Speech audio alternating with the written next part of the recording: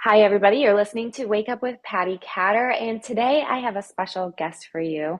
His name is Gabe Wren, and Gabe is an independent filmmaker, producer, director. Welcome to the show. Thanks for having me. Yeah. Yeah, I'm excited to have you on because you mentioned to me that you served in more than one branch of military, and I'm always excited to kind of hear more about the thought process behind that. Right. But before we go all there, just tell my listeners a little bit about yourself. How far back you want to go? Oh, to the day you were born. You remember Okay, when you were coming out of your mother's womb? I do. It was I was born in the state of confusion is where I was at. Wasn't sure what was happening. And then all of a sudden there was a bright light. And I guess it's the same when you die, right? You see a bright light when you start, you see a bright light when you die. It's like this Yeah. circle. That's what I Um hear. no, so I came from Northern California originally. And I was a rodeo cowboy in high school, rode bulls and broncs, and then ended up for a very short time trying my hand at the pro rodeo while I was in the Marine Corps, obviously, that side. Mhm. I joined the Marine Corps right out of high school and then stayed there for 4 years until the war kicked off. And then I went back after a small break in service and ended up in the Army. Did that for one contract and then switched over to the Air Force for a contract and then came back to the Army and stayed there until about 2013 and then got out. Mhm. So my son mentioned to me there's a big difference between the Army and the Marines, and it's the Army, they don't even blouse their boots, is what he said. Yeah, there's a massive difference. Structurally, all the branches have kind of the same jobs and purpose, but we all have different tasks within the DoD.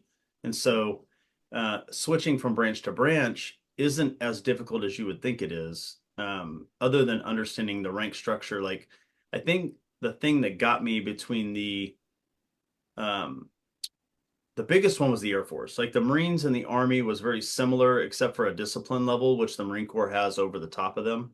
Mhm. But the Air Force was the one that got me, and I only stayed there for a year, and then I had to go. Mhm. I couldn't handle it. Mhm. When I got there, I was walking around with my service record book in hand. I'm just walking around, and this officer comes up to me. He goes, "Hey, are you checking in?" And I was like, I got position of attention, sounded off. I was like, "Yes, sir, I'm checking in. I'm looking for the office." And he goes, "Oh, let's come right down here." And he goes, "Who you with?" And I told him, and he goes, "Oh, hey, I think his name was Joe or something." He's like, "I'm Joe. I'm your commander. Nice to meet you. What's your name?" And I said, Sergeant Wren. And he goes, "No, what's your first name?" And I was like, I don't know about that.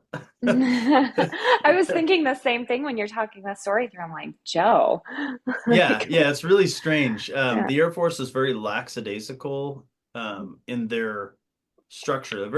It's very much where the Marine Corps was like physical performance and ability to do your job. The Air Force, I noticed there was a lot of testing and a lot of ways to get rank that way. You had to test well, and then they included your physical fitness scores with that. In the Marine Corps, we didn't really care how you tested. We cared how your performance was. Yeah, so how did you decide to go from it was the Marines to the Air Force, I was right? Marines to Or the Army. Yeah. the Army. Okay, and then the Air Force. So how did you only get and if this is too much question for you, let me know, but only a year in the Air Force. Yeah. So I got out of the Marine Corps I'll date myself, in June of 2001. That was my first 4 year enlistment. And then when I got out, the war kicked off almost immediately after I got out. September happened, and then we were in Afghanistan. Um, and I sat back on the couch and watched the war happen for about 4 years. And in 2004, some of our guys went to Fallujah. It's a big battle over there. And some of the guys I knew were over there, and a couple of them got killed. And I just remember thinking that here I am, this 20 something year old guy who professes to love his country and believes in it. And I've got this big Marine Corps flag wherever I go. Um, and I'm watching it all happen. And so, I had a bit of, maybe survivor's guilt. I had a bit of conviction. And so I sought the Marine Corps out again, but it was 4 years past the time. And so a lot of us that tried to go back in the Marine Corps couldn't go back in the Marine Corps at that Mhm. point.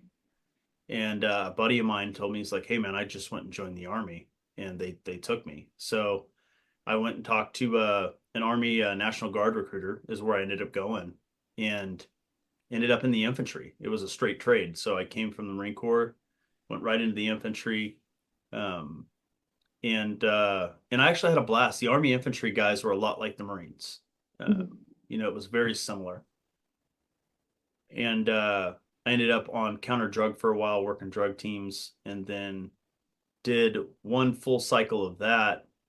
And the Air Force was offering $10,000 bonuses.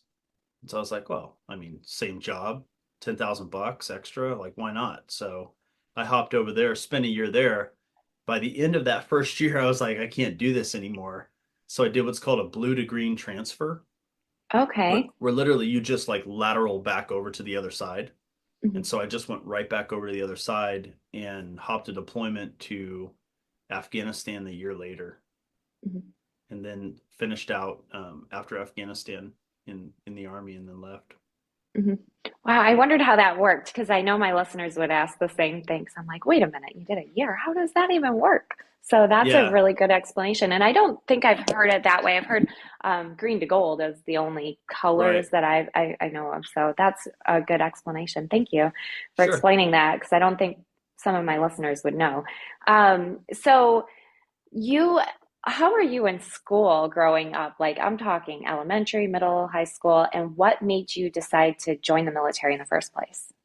Um, so I was all boy all the time. I mean, there was always those conversations with my mom and my dad at the school, like he's too rowdy, he's too hyper, he's too all these things. And now they just, medicate your kids to the Yeah. utter brink of stupidity. But back then Hmm. they would just, we got like when I went to school, we were still getting spanked by principals, like Hmm. that's how long ago that was. Um, and then you got spanked by the principal, and it was worse because then you go home and you get spanked by your dad as well because it's Oh like, yeah. You're double it up. But I spent so I was kind of raised all over the place until about fourth grade, and we ended up in a town called Durham, California, which is near Chico, California. It's in the northernmost part of California. Up there, it's actually considered, we call it the state of Jefferson because back in the early 1900s, they annexed from the entire state of California. Them in Southern Oregon, and they put up barricades and everything. It was this whole like coup. And so we're really proud of our Northern California heritage. It's very country, it's very rural, very red, very not Southern California. Mhm. Um, and so I grew up kind of rowdy, and I grew up, running around on dirt bikes and levee roads and in the country and working on rice farms and almond orchards um, and I was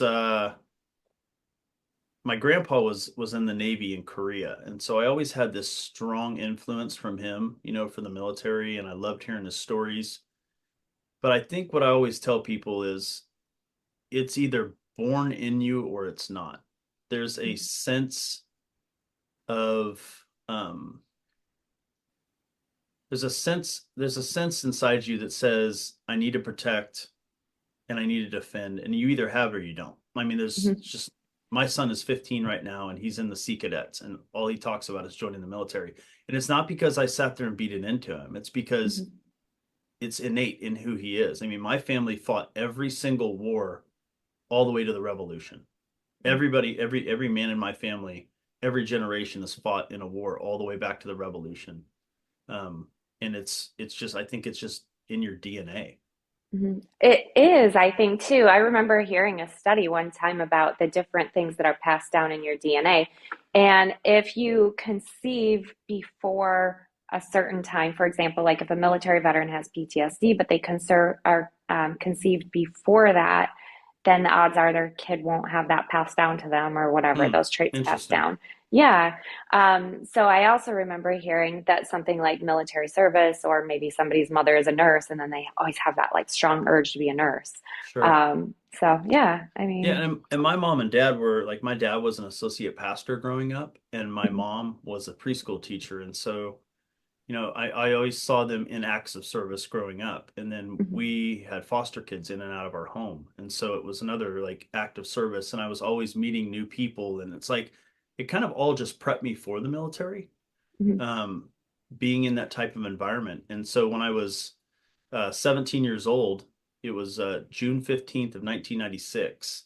I walked into the recruiting station and walked around and checked all the different places out, and I really had no direction. I was kind of looking at the Coast Guard because I really was interested in their special warfare, their drug teams, and you know all that fun stuff. And mhm. then I looked at the Navy, and as I'm walking around these different offices, there's this Marine outside. He's just smoking a cigarette, and he's in his alphas at the no, not alphas. What was he in? He was in Bravos at the time, the blue pants, tan khaki shirt. Mhm. And so I walk through all these different recruiters, and I never even looked at the Marine Corps because I honestly had no idea what it was. I was that sheltered kid to the military where like I knew what the Navy was because of my grandpa, but I never explored the military, had no idea what was happening. And so I walk out of the Coast Guard, and at that time, affirmative action was a really big deal. Mhm. And so he goes, let me guess, you can't join for 2 years because you're a white male. And I was like, yeah.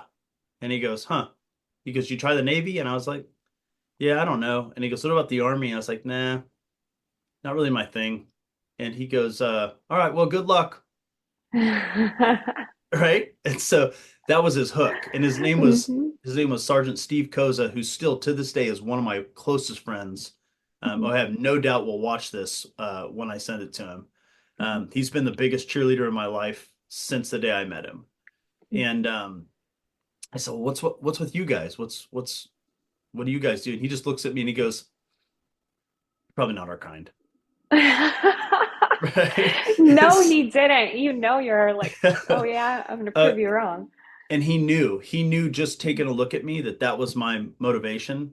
Mhm. Because I've always been that guy, that kid that was like, tell me I can't. Yeah. I was always underestimated. I've been underestimated my whole life. Every scenario I walk into, it used to be a curse, and now it's a strength because Mhm. I walk in and I like to be underestimated. Mhm. I Mhm. love Yes. walking in the room and not being counted, Mhm. because that gives me an advantage. It's a Mhm. tactical advantage at this point. So Mhm. he hooked me that day. I went home. I told my mom and dad, I was like, I want to join the Marine Corps because, and I started researching it and studying it and learning that it was like, the boot camp was the toughest boot camp you could do, Mhm. and so I did it. And for 1 year to the day that I left, I was in the delayed entry program, and Steve Koza cheered me on every day, Mhm. called me every That's day, and we spent a amazing. ton of time together. Um, and what's really funny about him is he is genuinely probably one of the best recruiters I've ever met, but he absolutely hated recruiting duty, hated it Mhm. with a passion. But he loved the Marine Corps so much that he believed in bringing in good people, and he would actually genuinely turn people away. Mhm. So he wasn't about the numbers. He was about, the needs of the Marine Corps and giving it the best opportunity. That's the amazing thing about the Marines too, is they don't have to accept everybody. They're smaller than some of the other branches, right? For a Oh yeah. reason. Oh yeah. So, Yeah. yeah, So that that's quick story of how I got there. mhm. quick, quick. That- So that's amazing. I like it. I think we have a lot in common. Not the Marine Corps, but the whole, if you tell me I can't do something, I'm going to do it 5 times. sure, sure. So, you know. So one of the reasons that I wanted you on my show is you're in the process of, or there's a film getting ready to come out that I want to hear about. I like it because first of all, the military background in you says that that film is going to be really done as well as it can be. And then the other part of it is you mentioned that you're a strong man. For example, when you were younger, you had all these man tendencies already built Mm-hmm. inside of Mm-hmm. you, which I think is so important to highlight because too many times I think that men get a bad rap for being too manly, but you can't be manly enough to be on my show. So, the It's last, yeah. that's funny. And I don't mean to interrupt you, but I hear that whole societal like, oh, too manly, toxic masculinity. But I come from a Christian background, and the Bible is very specific about what men should look like, right? Our heroes in the Bible are guys like David and Moses, you know, uh, and these were strong men that Mhm. stood up to adversity, that were willing to fight to the death, you know. I mean, Moses, not people understand this, but there's a small little piece in the Bible that talks about Moses. He was like a special forces kind of guy, like small unit tactics. He goes in the middle of the night under the cover of darkness. They kill everybody quietly, right? And then they Mhm. pillage the place. Like Mhm. those are our examples, Mhm. of what manly men look like. And Mhm. so I don't think there's anything wrong with it. No, I think it's great because we need people to protect our country, and we can't Hmm. have a bunch of weak people leading the country. We just can't. Right. I mean, bad guys aren't weak. Bad guys don't care if your fingernails aren't looking nice, you know? Right. So I appreciate that good men can get tough and do harm when needed. Can I So can I fix something real quick that's bothering me? All right, absolutely. give me a second, and Yeah. I'll all right, so what I'm about to fix has been bugging me since we started, and it's just because of the way this monitor system works. I've got Mhm. to change this flag around because it's all I know. backwards. I saw it and I'm like, okay. Yeah, yeah, no, it's bugging me. So let me fix this real quick. Yeah, no problem. I I don't want like to it. get called out by the Marine Corps populace and just be like, that guy's flag's crooked and backwards on the. So anyway, let me fix it. All right, awesome. While you're doing that, we're just checking out your tattoos. Don't mind us. And he can't hear us right now because he took his ear pods off. Surprised he doesn't start singing the Halls of Here, let's just Montezuma. make it do this. Oh, I'll there just we prop it go. up. There we go. There we go. There we go. It was hiding my safe anyway. So this is uh, my office that I built inside the garage, just so I mhm, can edit. I've got like this whole console setup thing. mhm. You can't see it. Yeah, I like it. I've done podcasts out of my garage before. I get it. Yeah, no, I literally built a 8 by 10 room inside my garage just to have an office because I'm in here when I'm editing. I'm in here, for weeks at a time. Oh yeah. Yep. Yeah. So tell us about this film you're working on. And Yes, tell wait, back up for 1 second. How did you sure. go from military into producing films? Yeah, gosh, it's a wild little journey. So I moved to Nashville, Tennessee, which is where I live now, south of Nashville, in 2013, right after I got out of the military. And I ended up on accident in the music business as a touring artist, playing and singing. Um, and that's actually how I met Adam Bird. Oh So, my gosh, I didn't even realize you knew Adam. oh, I've known I Adam. I've known Adam since 2015. We're really close.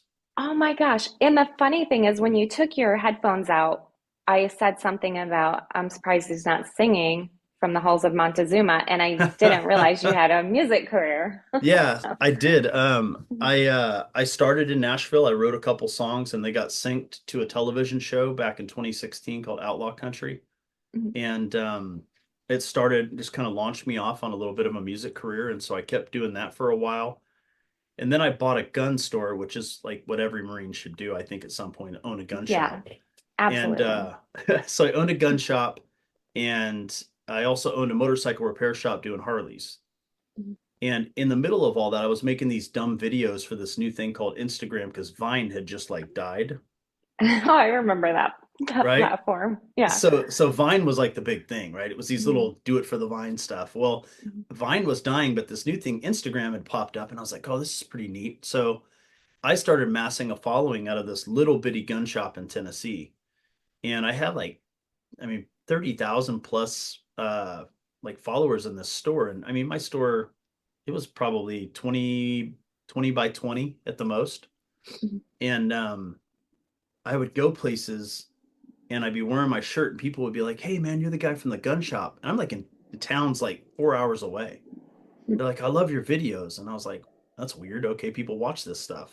And so as I was in the gun business, I a good friend of mine named Zeke Stout, who used to have he was on a podcast called Talking Lead for a long time, and then he ended up on a TV show called Master at Arms. He was a host.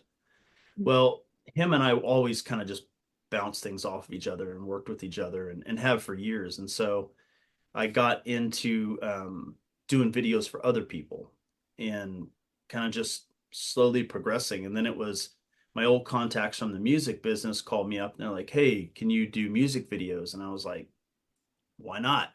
Like I didn't know the first thing about shooting a music video. Mhm. And I was just like, "Why not? I'll take a shot at it." And then it's just escalated from that point to where we are now. Mhm. That is amazing. Tell us about the film that you have coming out. Yeah, Or so it's a I've series, or tell me about well, a this. couple of things. Yeah, so I got a chance to work on a film that comes out November 23rd on Great American. It's a rom-com Christmas movie, and it's called A Little Women's Christmas. And it was written, the original story is written by Dion Sheehan, who is a amazing writer. She's 25 years old. She sold her first script at 25. I mean, she's just brilliant girl. Um, and that movie comes out on the 23rd of November. I think it's like 8 p.m. Central Time. And I got to work on that film. My friend Brandon Clark and his dad, they directed and produced it along with Brian Bird, who does a TV show called When Calls the Heart. It's a big show on Hallmark. Um, and so on that I met Dion, and previously to that, I had started working on this TV show called Flipping Farms, which is the show that it is now. And we went and shot the first part of the show back last year, and then I was able to work with a friend of mine named Jesse Hutch, who's is an actor in the rom-com world, but he does action films. He's on a new movie coming out called Homestead, and we were able to get a deal with Warner to put the show on streaming platforms. And so we went and finished up shooting just recently. I'm actually flying out to shoot a couple more shots here at the end of the week. And it's a show about a father and daughter that they buy farms, renovate the whole property, and then sell it for a profit. And it's not just the renovation, the show's actually about the relationship. It's kind of Duck Dynasty meets a Magnolia Farms Chip and Joanna Gaines thing. Mhm. Yeah, I mean, even the graphic for the show to promote the show was really eye-catching to me because I automatically went from one of those extreme home makeover kind of scenarios or something like that, but Sure. to a much better thought process of, wow, like flipping a farm is a big deal. It's not, Oh yeah. flipping a house, a whole farm. I mean, that's a lot. Oh yeah, and the property that they renovate in this first season is, each episode has a renovation built in on the farm, but Mhm. also their characters are so big in real life that we just couldn't ignore that part of it. So we Mhm. built a story, from start to finish around the farm, but also Jeff, the dad, is just he's a character. I mean, he is I love that guy. Like I can live vicariously through some of his antics, and I think he could do the same through me. Mhm. But he gets into some pretty crazy stuff. He's very um off the wall. He's like buys random things. He's got a great sense of humor. And then his daughter Rachel, she's kind of the more like rule follower, structured type person, but she's also very funny in her own right. And so you put the two of them together and their relationship just really shines. Yeah, it looks good. I want to see it. I also want to see that rom-com you're talking about. Yeah, we just did the red carpet for that about a week ago, Mhm. here in Tennessee, where we shot all the footage for it. It's a really good film. I'm pretty proud of it. That's exciting. Where can people find your films, or are they all over the place? Yeah, so right now everything's just kind of like as an independent guy, you get called to go do a lot of different things, and Mhm. so um, I mean, check out A Little Women's Christmas. That's one of them. And then Flipping Farms, we have Instagram and Facebook set up, and we're working on the rest of it now. But if they want to follow Flipping Farms, they can find it's Flipping Farms Show, I believe is what it is on Instagram. Mhm. And what is your Instagram handle? Mine is Gabriel Wren. It's Gabriel_Wren TN. Okay. And if you're listening to this, you can go to the show notes and you'll find it in the show notes as well. What else is coming up for you, Gabe? Do you have any plans or are you just kind of winging it as you go? Um, I've been winging it my whole life, Mhm. and so I'm going to continue to wing it. But there are plans. I'm in talks right now about a few other interesting things. A friend of mine named Jack Bale has he's got a pretty great career in the comedy world and the prank space, and Mhm. he's moving into feature films, and so we're working on something together right now to try to put out there. And um, yeah, there's a lot of things coming up that have some potential. I'm really excited about, and one of those is a script that Dion wrote, and it's about a Marine, Mhm. who comes back from combat, and his wife has passed away, and there's some drama and things with his daughter, and it's a really interesting script, and it takes a really a neat look at the decisions that we make in our life and how Mhm. those choices affect us carrying forward. Absolutely. And people don't really realize too, in real life, in the military, you sometimes do come home to crazy situations that Oh you yeah. never foreseen. So one of the things that I used to do with my kids when they were little is we used to play Let's Go Wherever the Wind Blows Us. And I'm a huge firm believer just to fly by the seat of your pants because Oh when you sure. do that and you're not thinking too hard into things and you just kind of go with that gut intuition, things work out amazingly. So, Yeah, I think the same thing. And you talk about situations, and the reason that this film that she wrote resonates with me is because when I was in Afghanistan, I got a Red Cross message the last 2 weeks we were there, and it said, recommend that Sergeant Wren returns home. Father's in the hospital, life expectancy unknown. And so here I am, in Afghanistan, and I get this message that's just like, wait, what? Like this isn't supposed to be happening right now. And my dad's body had gone toxic.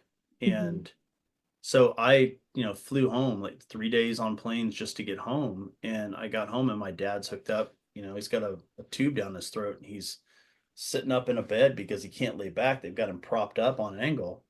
And so, you talk about situations that are stressful. Like, I don't think I've found a more stressful situation than that in my life at this point. And granted, Mhm. he pulled through eventually. 30 days in the hospital. They said, Cool. that he wasn't sure if he was going to make it. He died multiple times on the table. Um, but God had a better plan, Mhm. and he's still here for a reason. In fact, he's here at my house right now, which is great. Wow, We're that's good. amazing. We're going to the Lowe's after this. I got to go buy some Mhm. stuff. Mhm. Nice. That is but so great. but yeah, I that love that mentality about flying by the seat of your pants, it's the Maverick mentality from Top that. Gun. It's like Mhm. you just take an open door. Mhm. I mean, what do Yep. you got to lose? It either sucks or it doesn't. And I think you win more times than you lose when you jump through those doors. Absolutely. The last 2 years of my life, I try to say yes a lot more than Mhm. no. Once in a great while, I'll say no if I think I'm going to get killed or something, See, like that's that that's might where not I be a great. that's where I say yes. Yeah, it It's like, depends. yeah, is there a chance we're gonna die? I'm in. Like, I don't mind if I die. I just don't want it to be a slow, painful death. So I guess if I'm going to say yes, like it better be all in or let's think about this because I don't want to be a Sure. vegetable. So let me Yeah. ask you a question because you probably Mhm. don't get this side of the house, but Mhm. all right. So you mentioned that slow death. What is your, everybody has this. What's your death fear? Mhm. Um, my death fear is if my family has to watch me suffer for Hmm. any period of time. I don't want that. I want to just go fast for real. Right. Like so I don't want to die of something that's like a slow, long, process for the family. Yeah. Yeah. Mhm. Mine is my only fear is drowning. Hmm. right? Hmm. Or being buried alive. Those are the two that are like, Yeah, I've thought about those things. Maybe we watched too many Titanics, right? or there was some soap opera once where a lady was buried alive and this like evil lady had a camera in her casket and stuff. It was so crazy. Those are two for me that just don't Mhm. work. Mhm. Well, I'm So getting cremated, and mm, yeah, other than that, I don't know. yeah, yeah. So, No, I have challenged myself to the. I mean, I love jumping out of airplanes. I loved riding bulls. I used to mhm. race motorcycles. Did flat track on Harley. Like I'm in for excitement. If I'm gonna die, it's gonna be exciting. I don't want to just even when I get old and it's like the end of life is coming, I'm gonna Yeah, probably start doing more extreme stuff just to push the yeah. envelope.